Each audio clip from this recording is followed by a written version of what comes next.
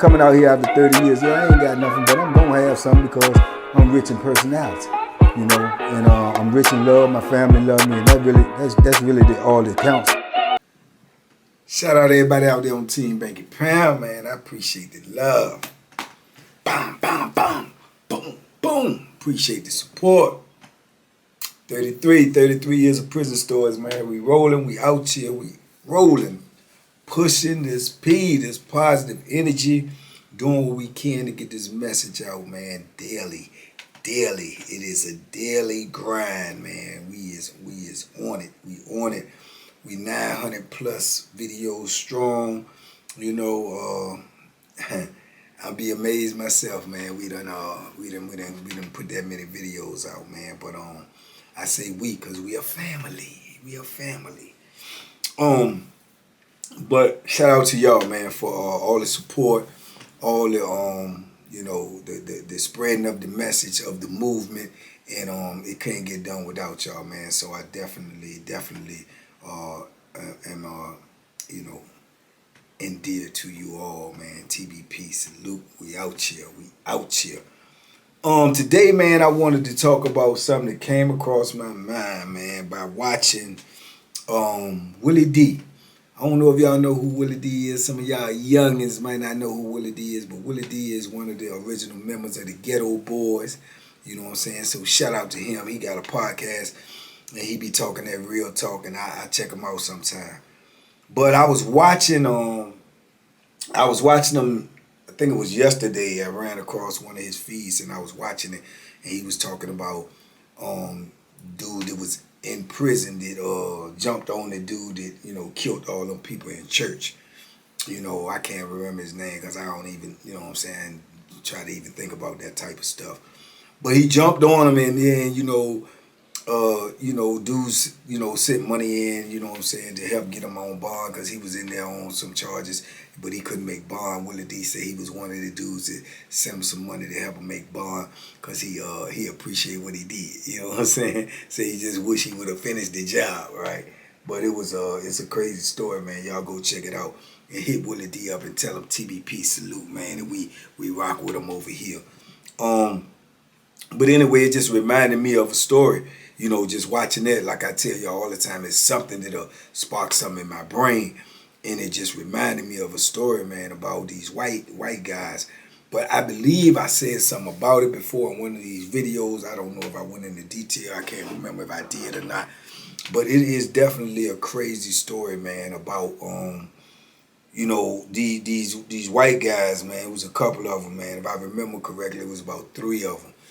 You know, and we was definitely on Greensville. Some of the memory about this is, but I'm going to tell y'all what I do know to the best of my ability and the way I recall it, and it was recanted to me. Because at the time that this happened, I believe I was in segregation, you know, and I ended up being back there when some of these dudes came back there. They put them on the block that I was on and said, and one of them at least, because they had them in a suicide cell, you know what I'm saying, where they had to be watching them all day, and you be stripped down, you don't have no clothes, no nothing, and, you know, it's got to be a guard outside your door that's watching you because you're on suicide watch.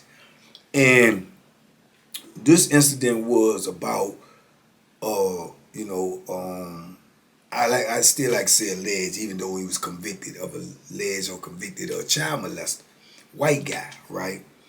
And he was getting ready to go home. Only thing he had, like, to my understanding, like a month and something before he went home.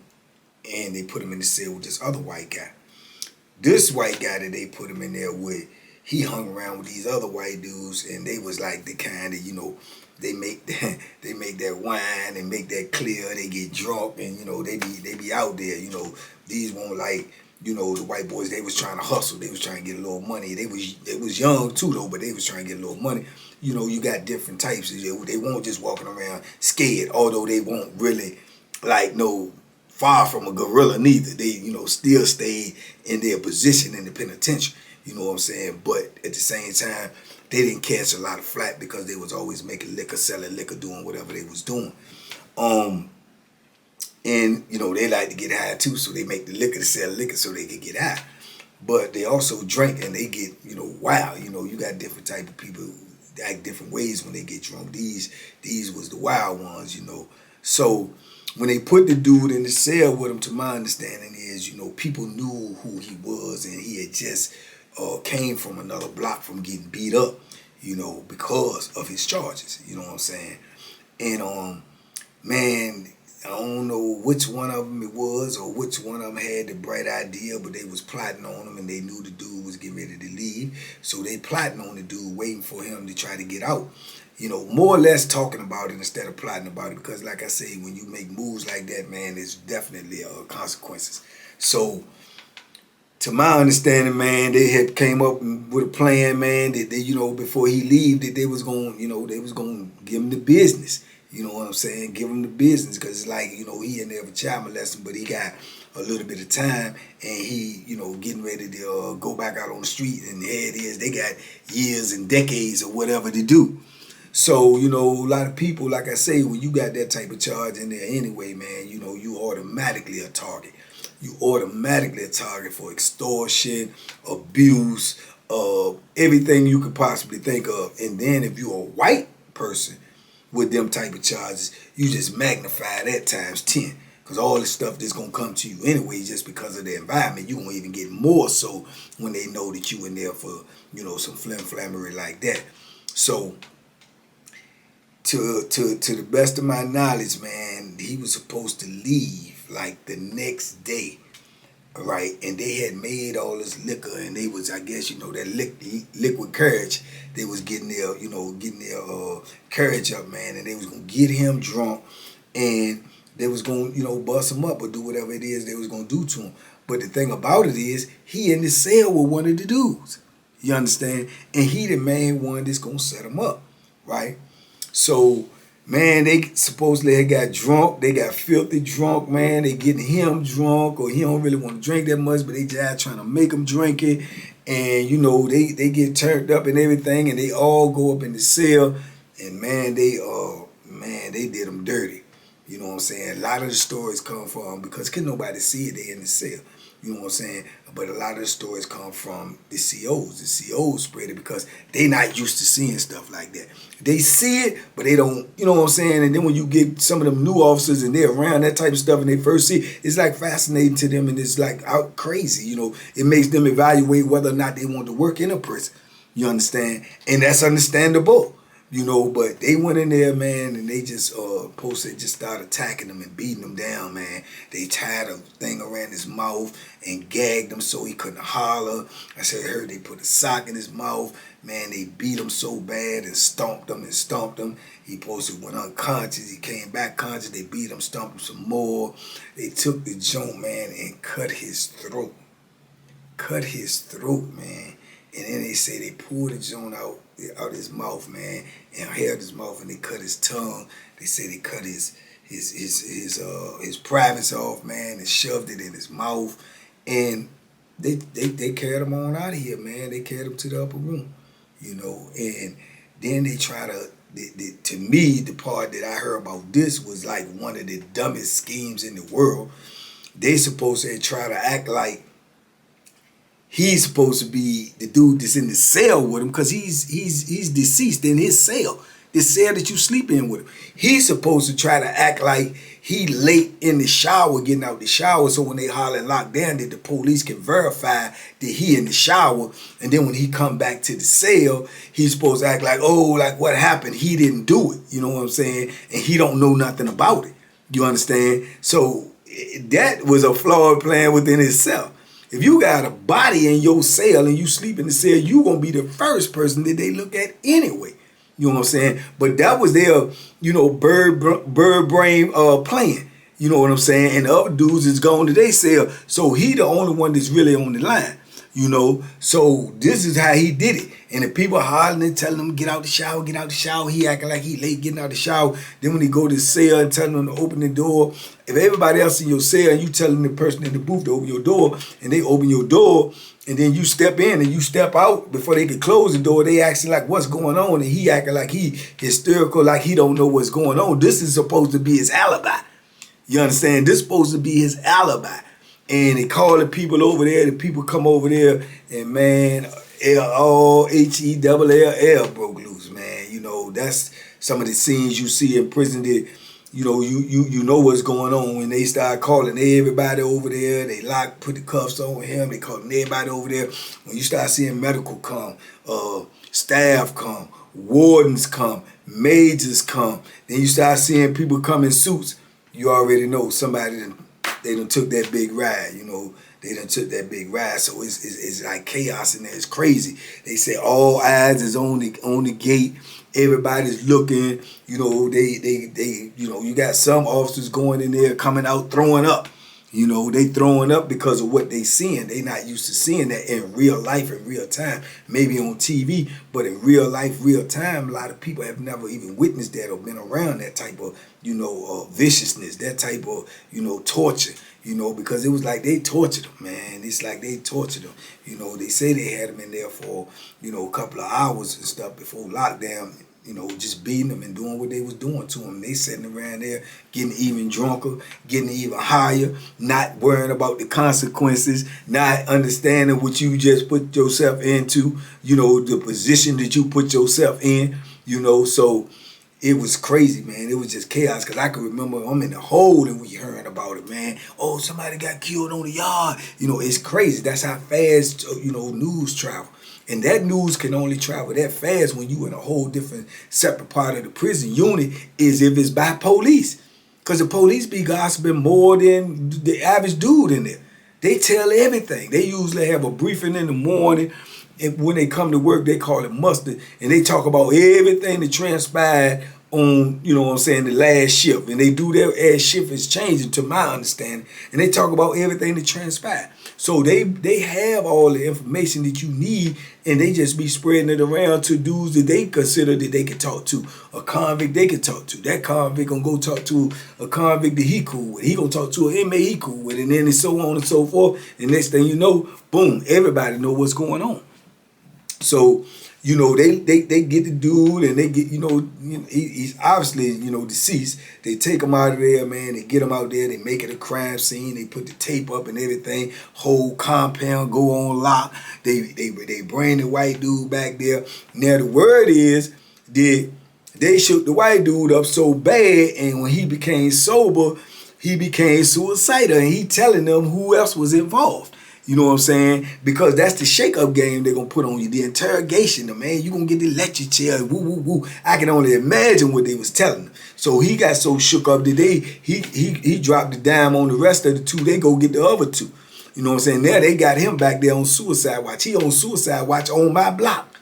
You know what I'm saying? He on my block in segregation on suicide watch. And, the officers telling that. Oh, yeah, that's the white boy right there, man. They kill that boy out there, man. That boy was getting ready to go home next day. Woo, woo, woo. Yeah, they cut his throat, man, and cut his thing off and all this. This is how they talking. You know what I'm saying? So this is how the information get out. But this is big news. You know what I'm saying? Because like I said, this is something this don't happen that often, not in that fashion anyway. You know what I'm saying? And then on top of that, it happens even less when it's all Caucasians involved. It happens even, I don't know about other prisons and in the feds or whatever. But, man, I could count on my hand, less than one hand, I believe, let me say before I speak. But, probably, yeah, less than one hand of times of white dudes killing a dude in prison. That I know of, the white dudes that I know of, that killed somebody in prison. It's less than one hand. But if you talking about dudes getting killed in prison and dudes I know who got that beef, I ain't got enough hands. You know what I'm saying? I don't have enough. Or they got killed by the police. I ain't got enough hands. You see what I'm saying? So that's how rare this is, which made it even that much more news because these was all white dudes involved in the situation. You see what I'm saying? But you can rest assured they got that case. You know what I'm saying? They got that case, man, because they shook them up. They shook them up bad. And then I heard through the grapevine, through the police fine. Then all of them start telling on each other, like who idea it was, because see, you got that liquid courage, and now you done did all of this stuff, and you done went too far, and now you realize these serious consequences, man, that y'all might mess around and be in an electric chair. You know what I'm saying? Let alone if you ever get out of prison again. You know, so it became real to him. It became real instantly. Yeah, it's super real when they talking about, you know, the electric chair or natural life. You know, the whole plan now seems like a bird brain plan. You know what I'm saying? Because they talking about all this time. So, and like I said, I don't think, to the best of my knowledge, now one of them had life sentences or nothing like that. So now you in a position where you may not never get out of prison, and or you might lose your life because of these actions, right? So they got the singing like the OJs back there, man. And the one that was on my block, he was definitely suicidal, because they was watching him. He was over there crying. He was over there curled up, man. He was losing his mind, saying he was gonna kill himself, all this type of stuff, because they had him on suicide watch for a minute. And then they ended up moving all of them, you know what I'm saying? I think they all went to the, you know, up in the mountains, you know, and it just was a crazy, gruesome scene, man. And you know, over the years, I known a lot of, you know, alleged child molesters they get punished, man. But that right there, if it actually went down the way the police said it went down, that joint with that right there was vicious. It was vicious, man. You know, they said that, like I say, they had officers actually throwing up because it's just the scene of it. You know, the scene of it, dudes on the outside of the block saying it was so much blood everywhere that when they finally let people, the dudes out to clean it up, the dudes were saying, man, the whole cell was just covered with blood everywhere. They said the joint was crazy, you know. So it was, it was something to be talked about, and it was something that was talked about for a long time. I tried not to be really like keeping up with that type of stuff like a lot of dudes in prison do. They'll be watching the news, see what happened, see if, you know, what time they got, how much time they got. I ain't never was that type of dude. You know, it happened, it was over. I ain't nothing to do with it. I heard about it, that was that. But I heard also through the grapevine, all of them, you know what I'm saying, got life sentences. You know what I'm saying? And you get a life sentence, you know, or used to be, or probably still is, you get a life sentence in prison. You know, when you in prison, then you ain't getting out. It's like a natural life sentence. So I heard that that's the time that all of them got, you know, and they all ended up in the mountains or whatnot. But yeah, you know, and you would think in your mind, right, you know, the average person out here on the street that never been in prison probably thinking in their mind, oh, well, now they got a murder charge in prison. Ain't nobody gonna mess with them, you know, because they know they'll kill somebody, woo, woo, woo. First of all three of them gonna be separated. They ain't gonna never be on the same camp with each other again. It was an act that was done with all three of them, you know what I'm saying, in conjunction, not just one of them. And third of all, they still the minority in prison, you know what I'm saying, and they ain't pull a move by themselves, and they had liquid courage. All of that information is gonna be out too. If anything, you got some dudes in there that's so psycho and going in their mind, they may look at them as, you know, like that's who they want to try to break. You know what I'm saying? That's who they want to try to break. You know, and you know the type of dudes I'm talking about. So they may look at them, and they looking at them totally different from the perspective that y'all may be talking about. Oh, they killed somebody, and man, them dudes don't care nothing about that. They don't care nothing about that. Long as it won't them. They didn't kill them. So they don't care, you know what I'm saying? And then a lot of dudes have the mentality that they still gonna look at him as just like a white boy. If he ain't providing no services like making liquor or getting his sack or doing some type of, he got some type of brainiac stuff where he can, you know, help you do this or teach you about how to, you know, start a business, man, they be catching it. You know what I'm saying? They be catching it. Or he do tattoos, or, you know, he draw. He don't have to have a skill or either be able to rumble and be ready to kill in order to, you know, keep the wolves up off of him.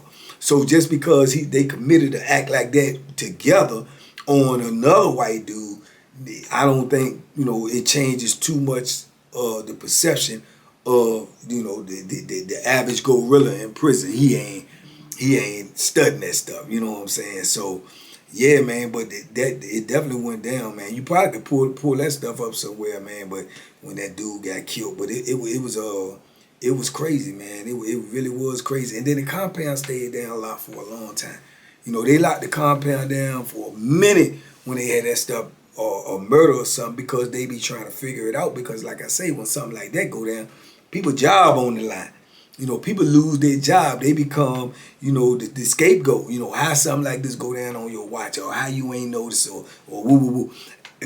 Definitely the officers that work that building doing that shift gone. You know what I'm saying? Gone. They out of there. You know what I'm saying? Because they going to be the first ones on the front line. Why you won't making your rounds? Why you ain't noticed that? How long did it took to do that? Then when all the coroner reports come in, how long was he dead? How, you know, all of that stuff. How could you not heard that? You know, they're going to have to answer to all of that. But they walk around anyway not caring about your life. They walk around, they make their rounds, man. They go right by the cell just so fast you won't even see them. It just be a shadow. They just want to be somewhere there. When they put the cameras in there, they want to be somewhere on camera walking by. You know what I'm saying? And saying that they done their rounds and signed the book. Just like the wardens in them. When they come in the block, they supposed to come in the block and walk all the way around. They supposed to leave it in the law book that they made a round or they came in the pod during this time or whatever. Man, I'm telling you, I promise you, most 9 times out of 10 or 9.5 times out of 10, when they do visit a block, they come straight in the block, go straight to the booth, tap on the booth, ask the officer to give them the book. They sign the book and turn around and go out. Never really make rounds. Every now and then. Every now and then. And if they do, they're going to have 4 or 5 officers with them and probably a lieutenant or sergeant or something. They ain't coming in no block, making no round, walking around, seeing what's going on the penitentiary that they have total say-so in. The penitentiary that they is the head person in charge. They ain't doing that because they ain't care. And all of that is a trickle-down effect. They don't care. So lieutenants and the majors and the wardens, I mean, the wardens, the majors, the lieutenants and the sergeants, them don't care. So the officers, them don't care. Your life is not that important in prison. And to be honest with you, it's not important at all. You know what I'm saying? To nobody but you. You know, but you. So, you know, but like I say, the dude, man, you know, he had a family too for whatever he did or whatever he didn't do. Just imagine that family getting that type of phone call. You know, and I can assure you they sugarcoated that. They didn't tell them to the extent of what happened to him. I know they did. I guarantee you they watered it down.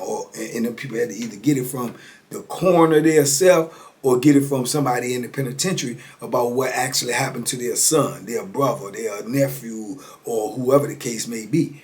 You know what I'm saying? Because yeah, the joint was gruesome, man. And everybody else is gonna get second-hand, third-hand, fourth-hand information, especially the ones that that's in a position where, you know, they can make you liable for what happened. They gonna get the nicest version, and they gonna, oh, we gonna ready to prosecute them. We got everybody who did it. They gonna be punished and da da da da da yada yada yada. It ain't gonna bring, you know, old boy back or nothing like that. You know what I'm saying? But and to my knowledge, he wasn't an older guy. To my knowledge, he was in his like either mid to late 20s. You know what I'm saying? To my knowledge, he was in his mid to late 20s. But you know, like I said, over the years, I've seen dudes like that, man. I've seen them, and they hide. Normally, they will just, you know, opt out to be in PC. You know what I'm saying? They'll opt out to be in PC because they catch so much flack out there.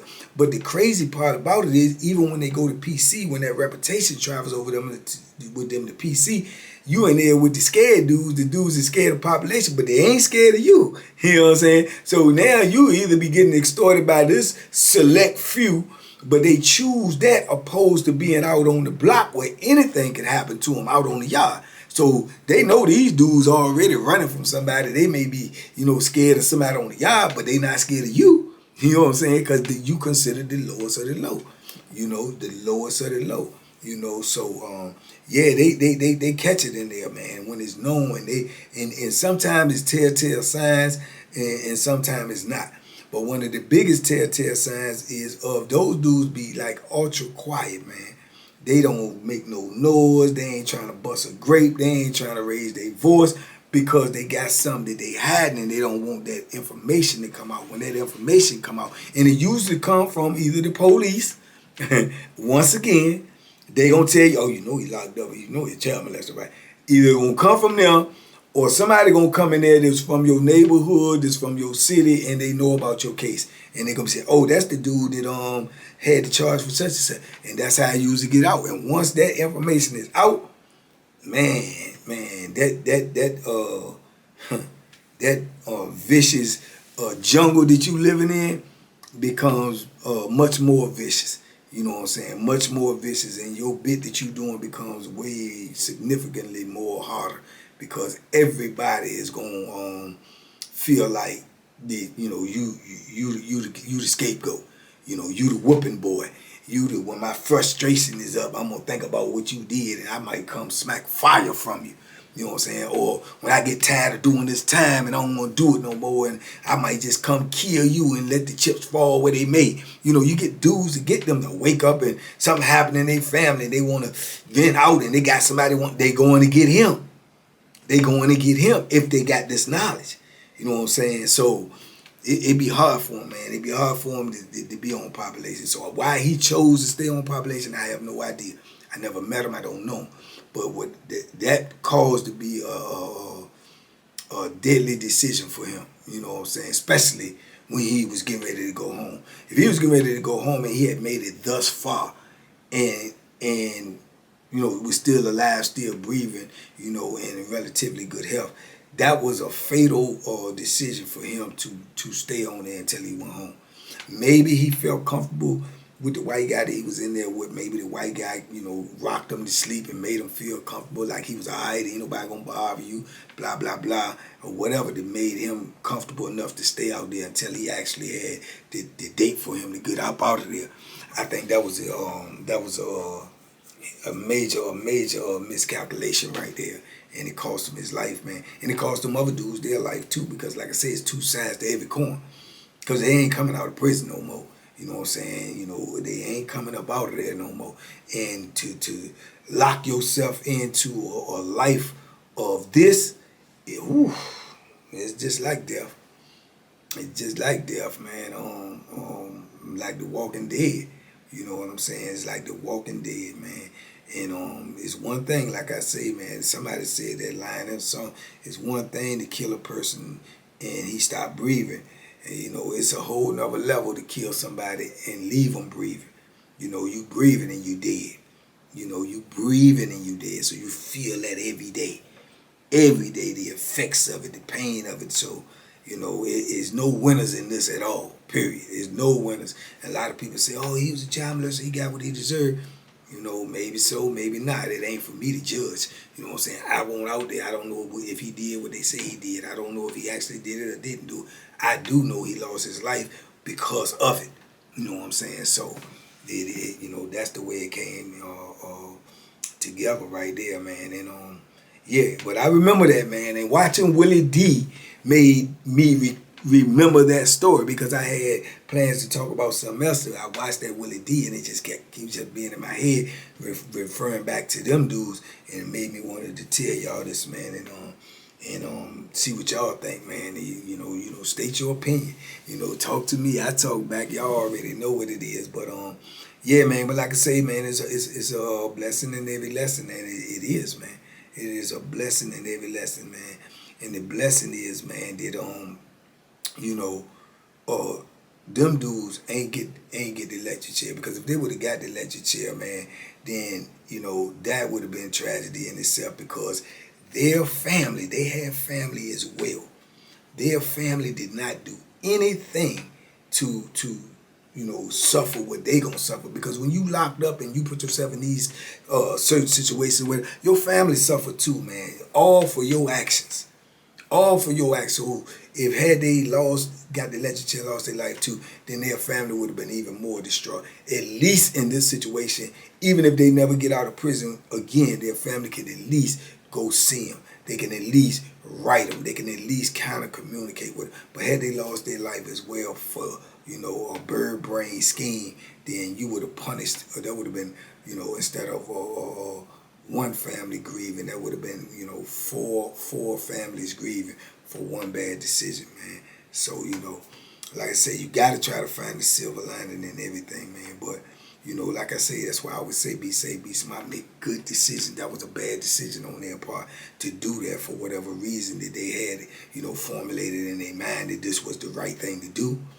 The administration ain't gonna look at it like that. The court of law ain't gonna look at it like that. So, you know, it definitely was a bad decision, you know. But anyway, y'all talk to me and let me know. Talk to me in the comments. I talk back. In the meantime, I see y'all in 24 hours, probably even less now, because y'all got me up in the morning drinking that morning mud. And I appreciate all of y'all tapping in. So, y'all be safe out there, man. Be smart, man. Make good decisions, man. And duck them hooks, man. Ha, ma, ma, ma, boom. And big love to all my new subscribers, man. Love y'all. Bye.